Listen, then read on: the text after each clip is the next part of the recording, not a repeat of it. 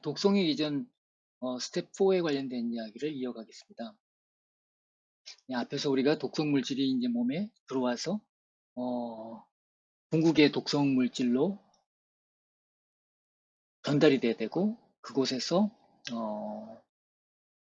체내에 있는 타격 물질과 반응을 해야 되고 그로 인해서 독성이 나타나는 양상들 어떤 식으로 전개되는지에 대한 얘기를 앞에서 했다면 이런 부분에 대한 몸의 대응이 있습니다. 그런 것을 리페어라고 표현을 했는데요. 리페어가 제대로 되든지 아니든지에 따라 결과가 운명이 달라지겠죠. 그 이야기를 해보고자 합니다. 아마도 이 부분이 제대로 안 되면은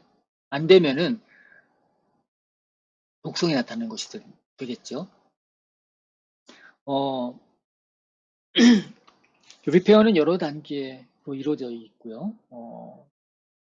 기본적으로는 단백질 이상이 생기거나 단백질에 대한 리페어, 지질에 대한 리페어, 유전자에 대한 리페어 등등이 있습니다. 또 셀 수준에서도 리페어가 있을 수 있고요. 요 그림은 앞에서 보셨던 겁니다. 띠올레득신이 띠올기가 있어가지고 가능한 것들인데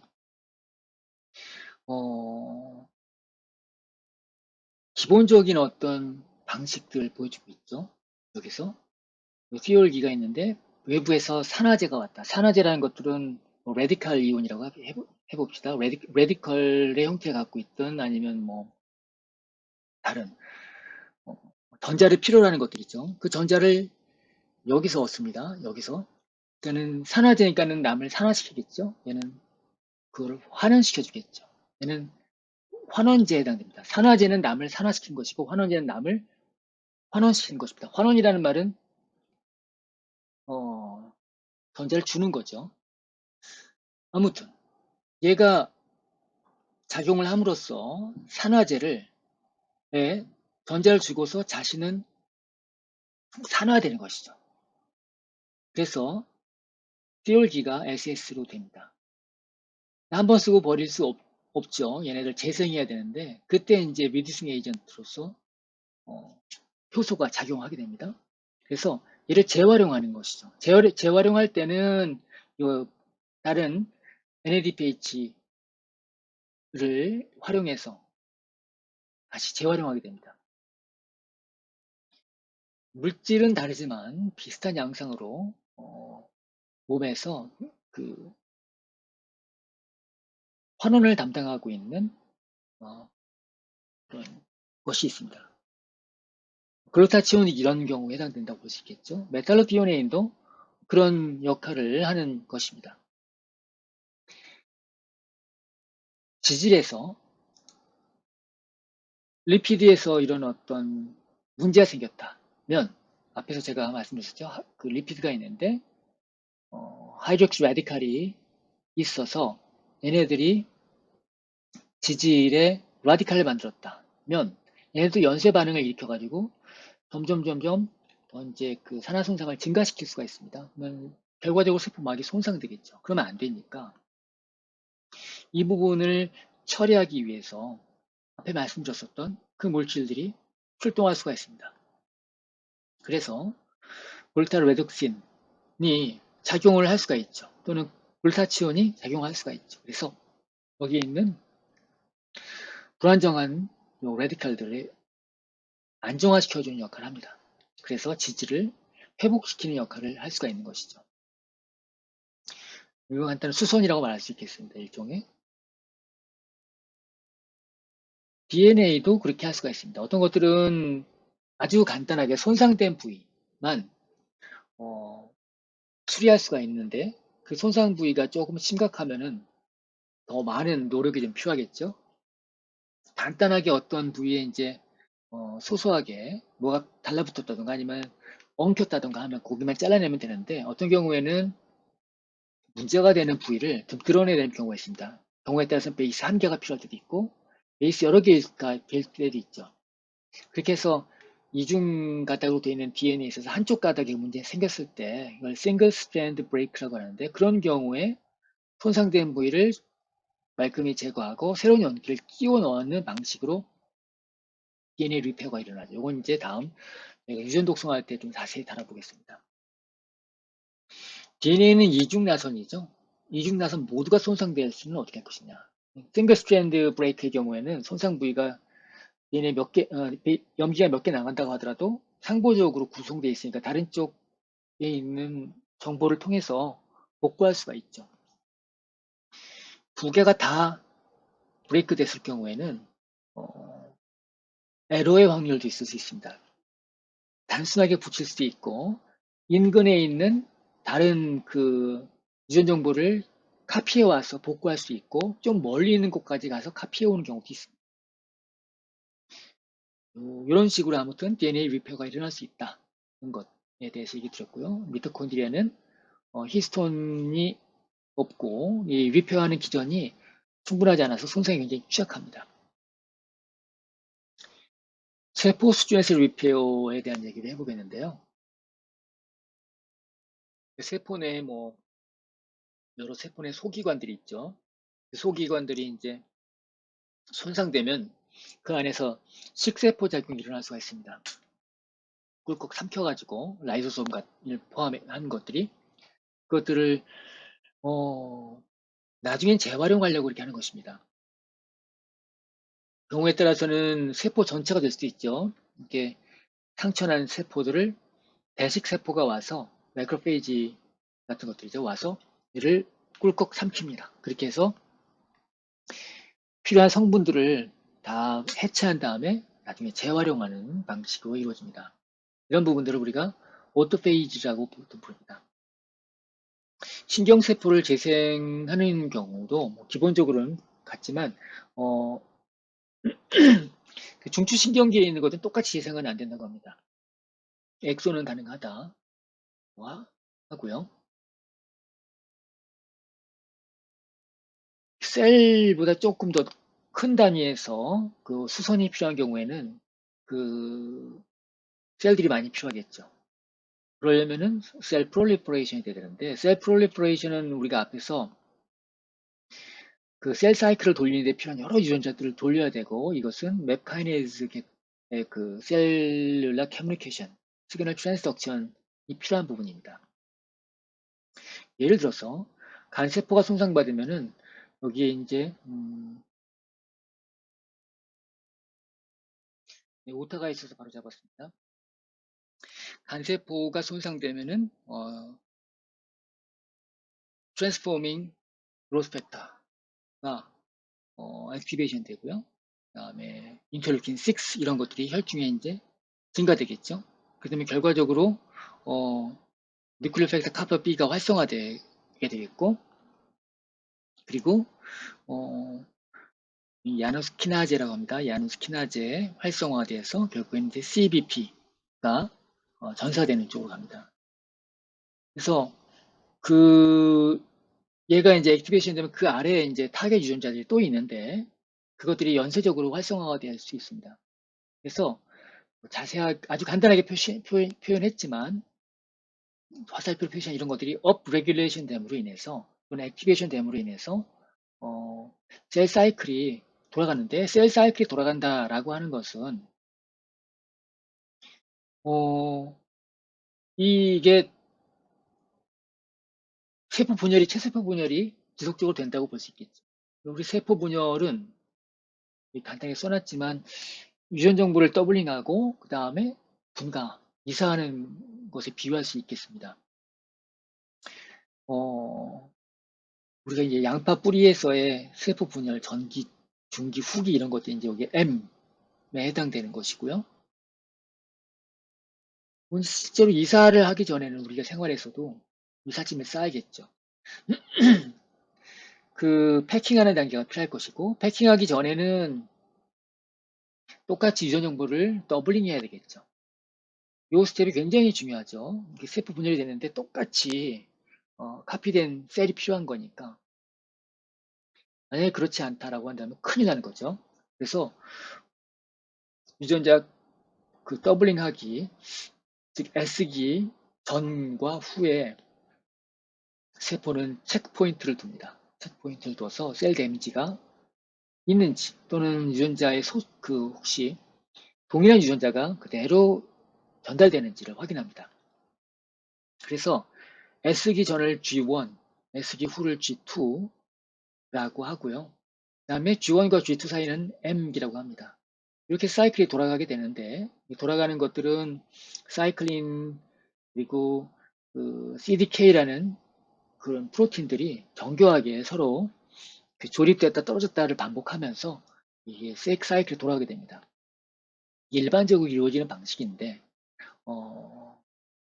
요 스텝에 문제가 생기게 된다면은 굉장히 곤란한 상황이 발생합니다. 유전자가 제대로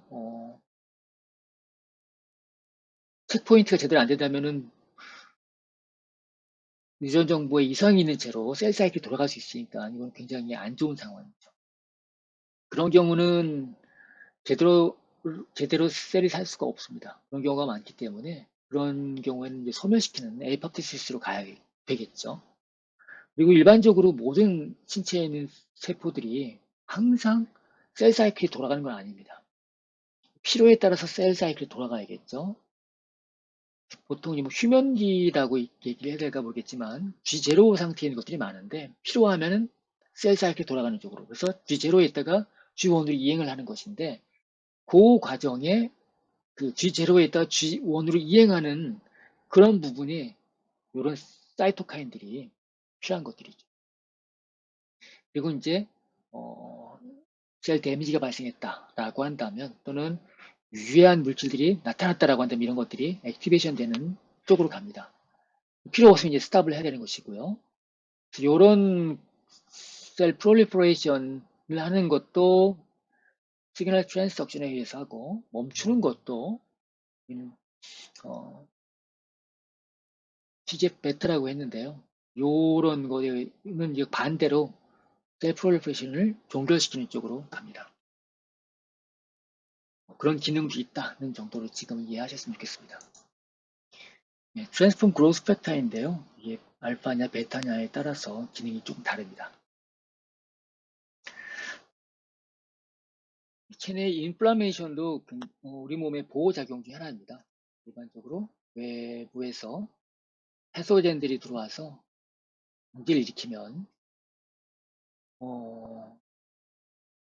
TNF 알파나 인터루킨 1 같은 것들이 분비가 되겠고요. 그렇게 된다면은 여기에 돌아다니고 있는 대식세포, 그 누트로필이라고 하는 이건 이제 백혈구라고 생각하셔도 됩니다. 이런 것들이 사건 현장으로 출동을 해야겠죠. 이 벽을 지나가야 됩니다. 요 지나가게끔 하려면 모세혈관 투과도가 증가해야 되는데 거기에 필요한 분자기전이 또 액티베이션 돼가지고 나갑니다. 나가고 그런 다음에 얘네들은 요 안에 그 라이소솜들이 있습니다. 그래서 얘네들과 이제 만나서 삼키고 그렇게 하면서 실제로는 요 안에 잔뜩 있는 그 ROS들을 사용하는 것이죠. 이걸 우리가 이제 respiratory burst라고 보통 부르는데요. 이 과정에서 셀이 죽기도 하고요. ROS가 흘러나오기도 하고 이런 경우에는 주변 조직까지 손상되는 경우도 있긴 합니다. 염증 반응의 일반적인 사례 중에 하나를 보여드렸습니다. 네, 지금까지 이제 주로 그 마이크로 몰리큘에 해당되는 뭐 리피드, DNA, 프로틴, 또 셀 수준에서 또 조직 수준에서의 리페어에 관련된 것들을 봤는데요. 신체 어댑테이션도 생각해 볼 수 있을 것 같아요. 어댑테이션이라고 하는 것은 독성 반응이 리페어가 제대로 충분하지 못했을 때 나타나는 결과적인 어떤 현상이라고 볼 수 있는데 그런 것들을 좀 줄이거나 최소화하는 일단 발생된 독성 영향도 최소화하는 쪽으로 우리 신체 기능이 그쪽으로 쏠리는 현상 또는 활성화되는 현상, 보강하는 현상 이런 거를 우리가 어댑테이션이라고 얘기할 수 있을 것 같습니다. 페리틴이라든지 메탈로티오네인 같은 것들은 우리 몸에 있습니다. 있는데 얘네들이 쉽게 인덕션 될 수가 있습니다. 그래서 철이라든지 캐드뮴에 노출됐을 때 각각 바인딩할 수 있는 것이 있습니다. 메탈로티오네인은 원래는 이제 징크랑 반응을 또 잘하는데 그 카드뮴이 징크랑 굉장히 유사합니다. 우리 몸에서는 비슷하게 활동을 합니다. 카드뮴이 들어왔을 때 메탈로티오네인이 이렇게 만나서 바인딩 돼가지고 결국에는 이제 배설되면 좋은데 그렇지 못하고 다시 떨어질 수도 있어요. 사실은 또 얘네들이 배설되기 위해 신장으로 이동하는데 이 구조체가 이제 떨어질 수도 있습니다. 그러면 이제 이동한 다음에 신장에 데미지가 발생할 수도 있는 것이죠. 아무튼 이런 금속에 대해서 대응을 할 수 있는 그런 퀸칭할 수 있는 그런 완충제들을 활용할 수가 있고 얘네들을 더 필요하니까 유도할 수도 있겠죠. 일반적으로 얘네들이 이제 아까 말씀드렸었던 환원제에 해당되니까 긴급 대응을 할 수 있는 건 그렇게 하고 좀 더 많은 대응이 필요한 경우에는 그 디톡시피케이션 그 체계가 있습니다. 그걸 활성화시키는 것인데 대표적인 것이 이제 Keep One NRF2 시스템입니다. 이건 일렉트로 파일들이 쳐들어왔어요. 그러면은 그 스트레스를 몸이 감지하고 요 디톡스 체계를 발동시키는 것입니다. 잠깐 한번 예를 들어서 본다면 외부에서 억시던트가 쳐들어왔습니다. 얘들은 이제 친전자성 물질이라고 했잖아요. 전자를 찾아서 막 어디 전자 뺐을 때 있는가 찾아다니는 것들인데 찾았어요. 그러면은 얘네들을 여기에는 S를 띄어가니까 아니 그러니까 S가 아니에요. 여기는 전자를 띄어가니까 그러면 얘네들은 어, 전자를 얘네들 주고 자신은 산화되겠죠. 그러면 이게 더블 S가 됩니다. 이게 SS 이 띄울기가 이제 더블 S가 되는 것입니다. 그렇게 되면 얘네들이 구조가 바뀌어요. 구조가 바뀌면 이 구조체가 해체가 됩니다. 그럼 NRF2라는 것이 떨어져 나오게 되는데 얘는 사실 트랜스크립션 팩터거든요. 얘네들이 적당한 핵에 들어가 가지고 이러이러한 일들을 할 수 있는 유전자들을 만들어내게 됩니다. 외부의 화학물질이 들어오면 그거를 결과적으로 이런 물질들을 만들어내게끔 하는 것이니까 일종의 스트레스에 대한 센서 기능이 액티베이션 되는 거라고 볼 수 있죠. 예를 들자면 어, 그런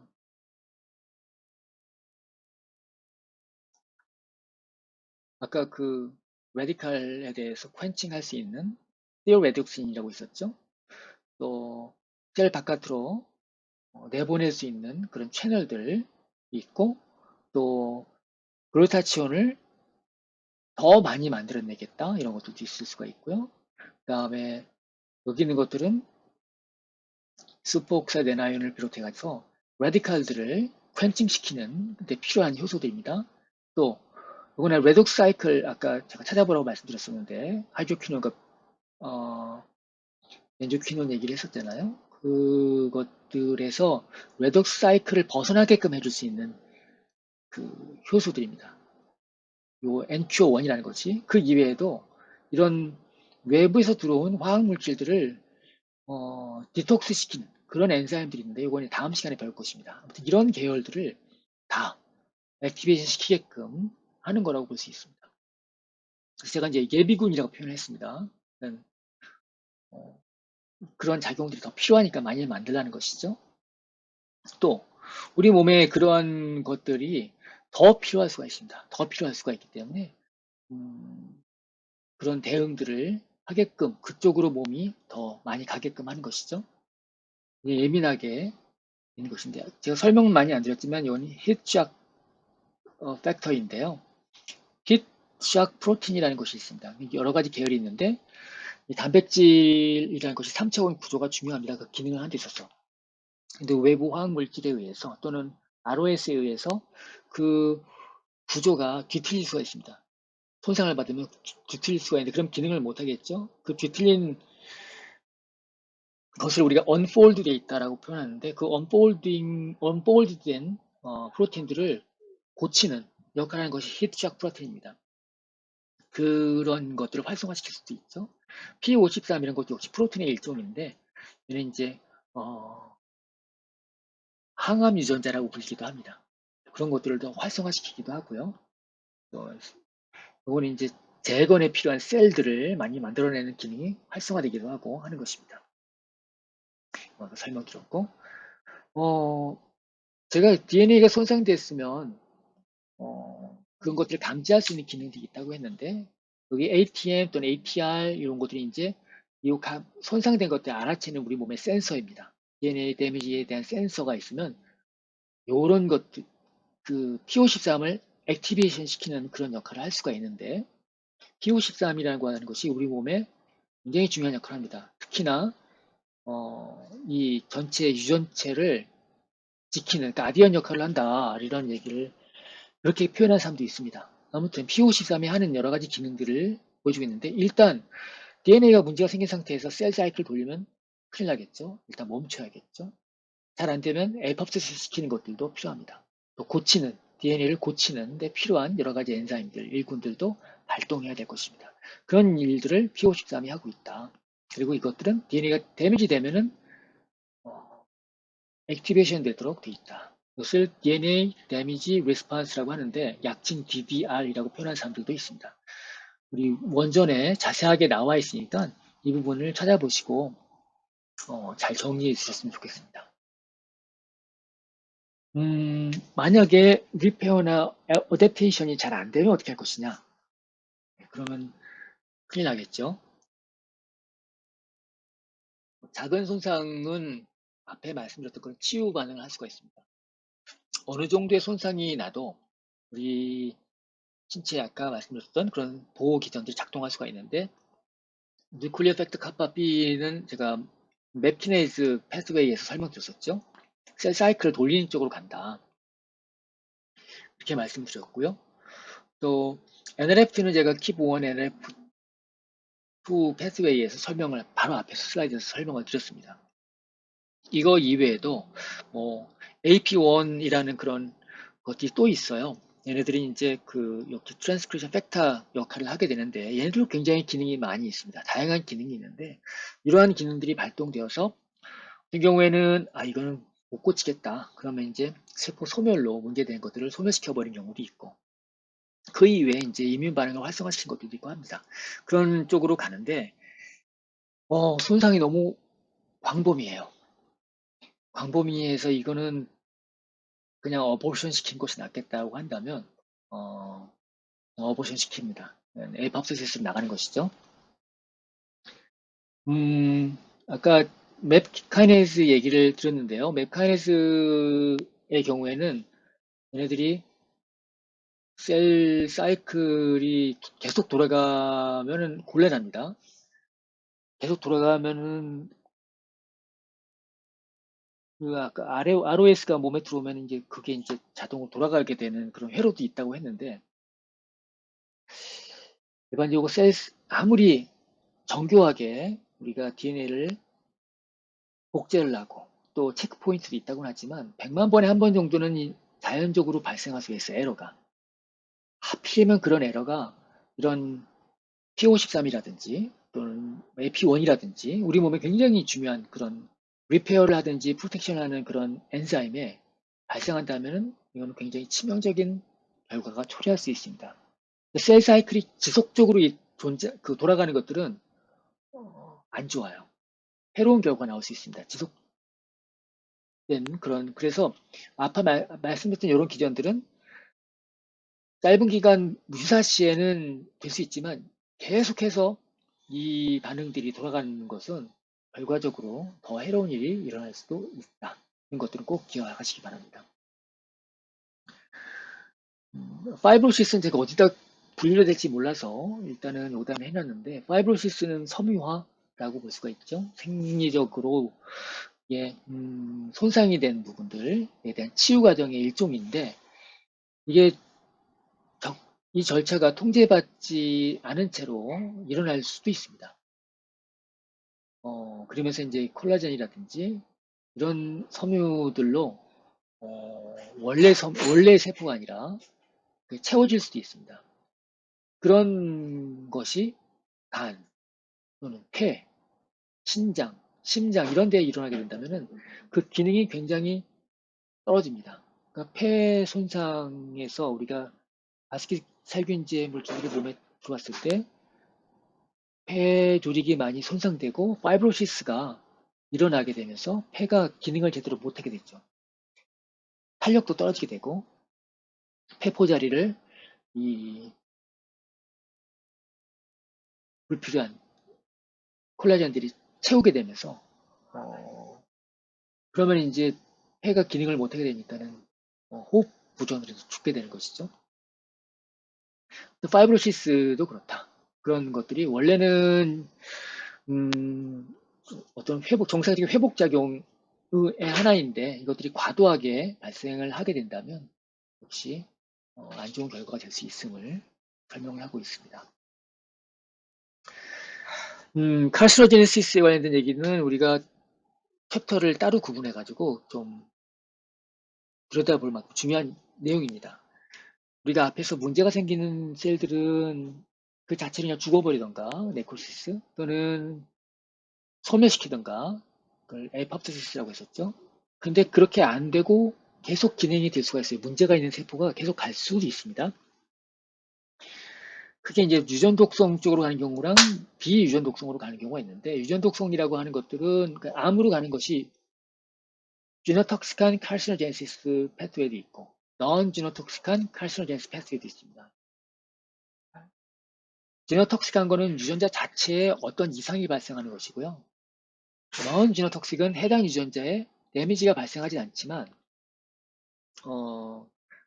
그 이외의 다른 요인으로 발생하는 경우가 있습니다. 이 부분은 나중에 다시 얘기하겠지만 에피제네틱한 어떤 기전도 유전자 자체가 유전 염기가 바뀌는 건 아니거든요. 거기에 이제 메실레이션이 붙고 안 붙고 하는 거에 따라서 유전자가 발현되고 발현이 안 되고 하는 그런 부분이 있는데 이런 것들이 그런 그진 사일런싱이라는 것들이 앞에서 말씀드렸었던 그런 여러 가지 그런 유전자 커뮤니케이션에 있어서 이상 신호를 또는 꼭 필요한 신호를 받지 못하게 하는 그런 과정이 있을 경우에는 암으로 이행하는 경우도 있습니다. 이 그림은 지노톡식한 칼시노젠에 관련된 부분인데 이게 들어오면 DNA가 손상이 되겠죠. 손상되면 일부는 리페어 되겠지만 리페어 제대로 안 된다면은 그리고 그 하필이면 그것이 치명적인 부위를 한다면 때리 죽을 수 있겠죠. 근데 이게 뮤테이션이 일어난 상태에서 얘네들이 다음 때로 연결되고 다음 때로 연결되는 그런 상황들이 지속되는 것들이 해로운 것이고요. 우리가 언코진에 그런 일들이 일어나게 된다면 언코진은 셀 사이클을 계속 돌리는 역할을 하게 됩니다. 그리고 투머 서프레서 P53 같은 것들이 제대로 작동을 못하게 된다면 지놈이 문제가 생긴 걸 감지하기도 힘들고 또 문제 생긴 것들을 세포들을 죽이는 것들도 못하게 되는 것이기 때문에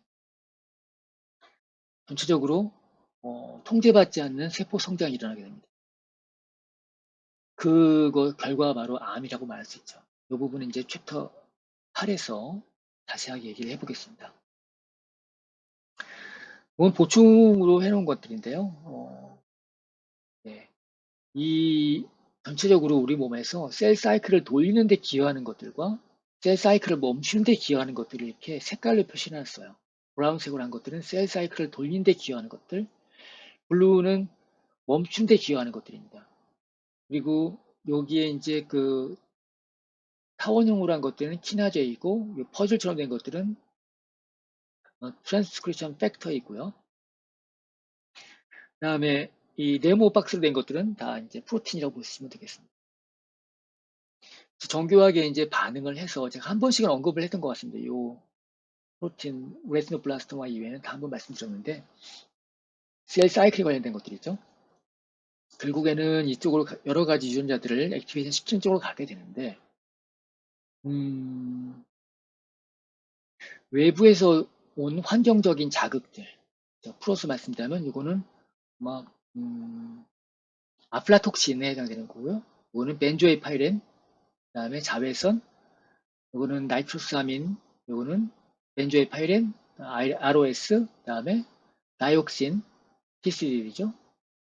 요거는 어디 써놨는데, 예, 메틸크로란트린이라는 화학 물질들인데 각각이 각 스텝에 있어서 어떤 거는 과도하게 활성화시키고 어떤 것들은 억제하는 데 기여해서 조절 역할을 해야 되는데 얘네들을 불활성화시켜 버리게 된다면은 억제 스위치를 망가뜨리는 거예요. 그러면 항상 ON 시킬 수가 있는 것이죠. 그런 방식으로 조절을 깨뜨리는 방식으로 외부 화학물질들이 어떻게 기여하는가에 대한 이야기입니다. 요 그림들이 모든 그런 그 셀 사이클이나 유지 또는 조절하는 데 관련된 것들을 다 있지는 않지만 핵심적인 내용들은 좀 잘 묘사하고 있기 때문에 눈여겨보시고 여기 글을 한번 읽어보시기 바랍니다. 네, 오늘 강의가 좀 길었는데 여기까지 하겠고요. 여러분들이 그 책을 읽고 혼자 공부하시는데 조금이나마 도움이 되었으면 좋겠습니다. 네, 그러면 독성 비전에 관련된 강의를 마치겠습니다. 고맙습니다.